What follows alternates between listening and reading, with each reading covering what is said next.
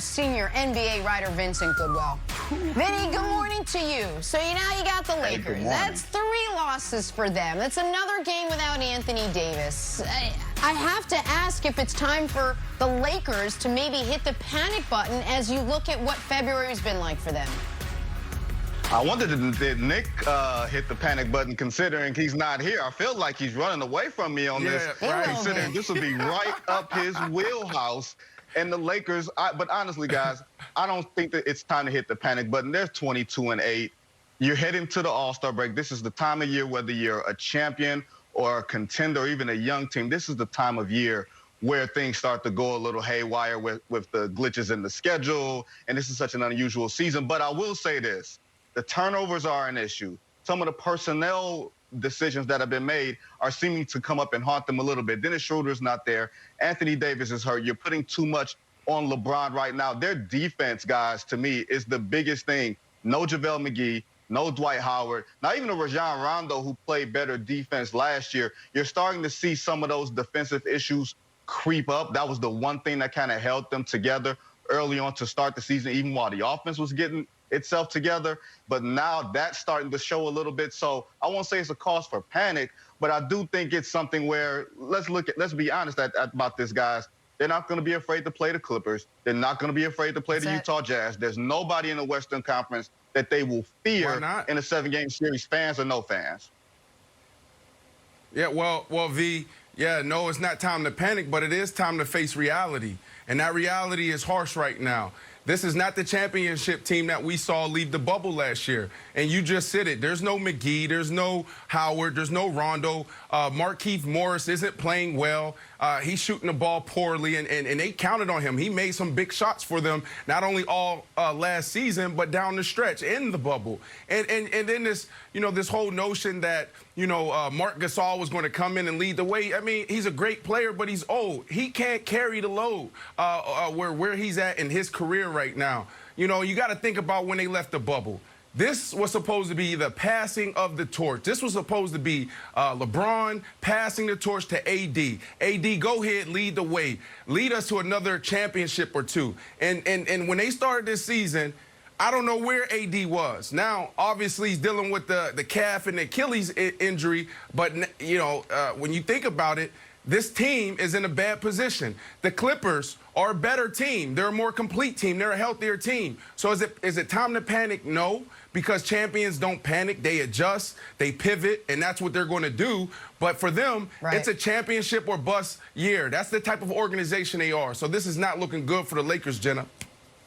But, Vinny, so now you have a guy like LeBron James who is well-versed in taking over a team and saying, don't worry, I got this for everyone. But it's a lot.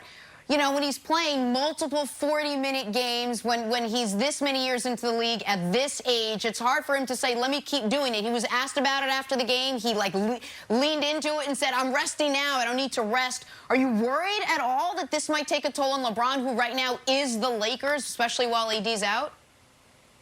Absolutely, you have to be worried, if not at least concerned, because he's averaging around 39 minutes this month. That's leading the league when they've been very, very careful about managing the minutes that he's played. They're not giving him games off. One thing is clear, because he wants to catch Kareem Abdul-Jabbar for the all-time scoring record, and that requires you to play as many games as possible. But they do try to get him rest in pockets of games to where he's not worn down at the end of the season. But the problem also is, if you have a roster that's very LeBron dependent with, the Montrezl Harrells and the Taylor Horton Tuckers and guys that need LeBron to set them up to score and be effective, then you won't be able to survive if LeBron is not at optimum strength. You won't be able to thrive if Anthony Davis is not on the floor. And Brandon, you brought up a great point. This was supposed to be Anthony Davis, the passing of the torch, the Kareem to Magic in the late 80s when Kareem started to slow down and Magic started to take the torch. But either A, Anthony Davis wasn't as assertive, or B, somebody just didn't tell LeBron James that LeBron was not supposed to go off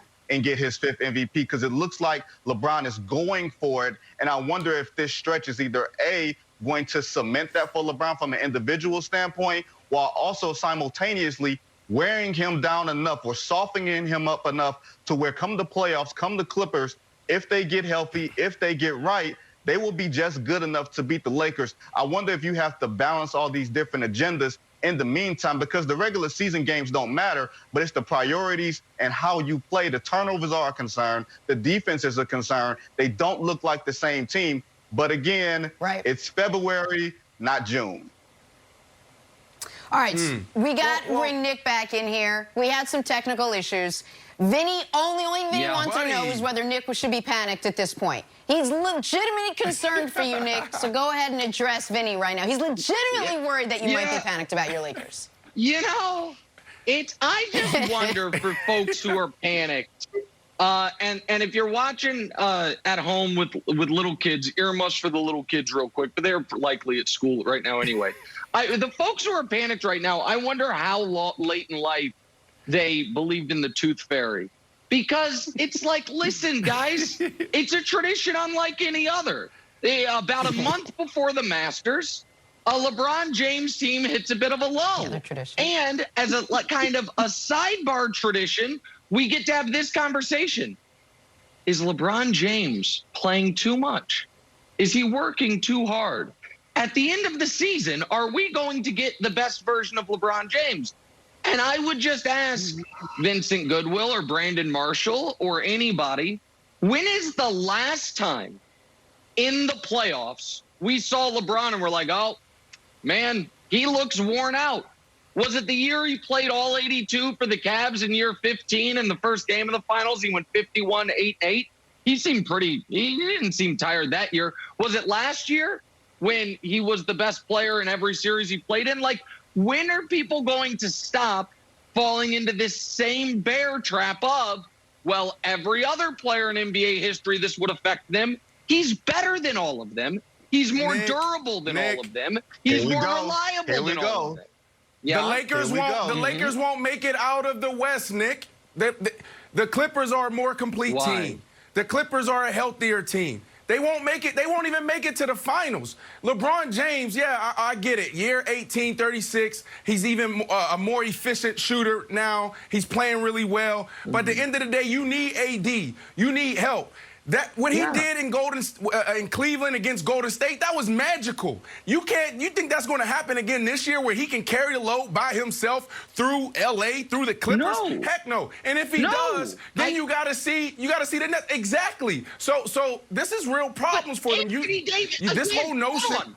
Anthony Davis didn't die and he didn't pop his Achilles. He is resting his Achilles. I agree with you that the Lakers, presently constituted, would not win the West. But Anthony Davis is coming back, right? And hopefully he comes back the better version of himself.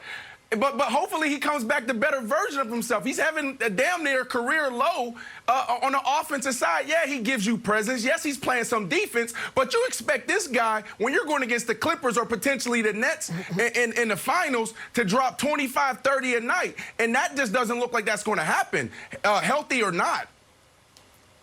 Nick, I do think it's funny. You bring up the 51-8-8.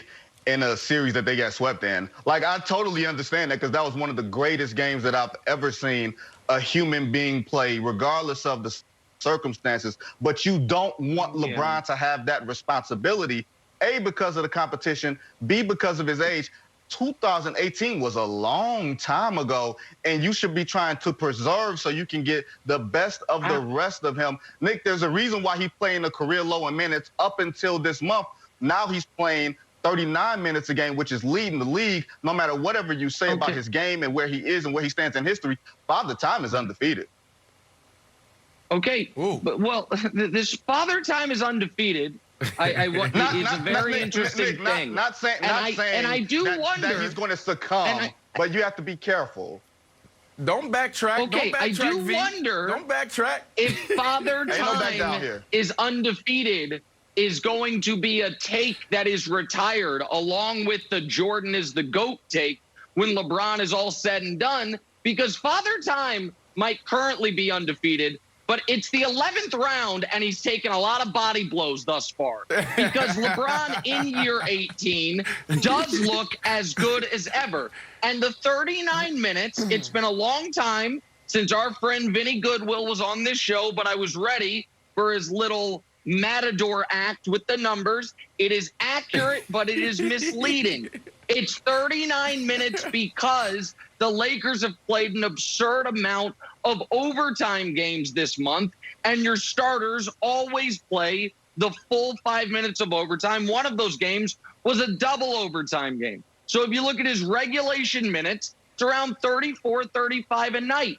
And if you guys think an extra 4 minutes a night in the month of February is going to wear LeBron down, I just don't know where folks have been the last 20 years. And I agree, Brandon, that for them to win the title in the postseason, Anthony Davis has to be very good, which is why the best thing that could possibly happen to him is the Nets somehow get out of the East, and they're trying to throw DeAndre Jordan and Jeff Green up at him against because they got AD. nobody on the inside to stop him.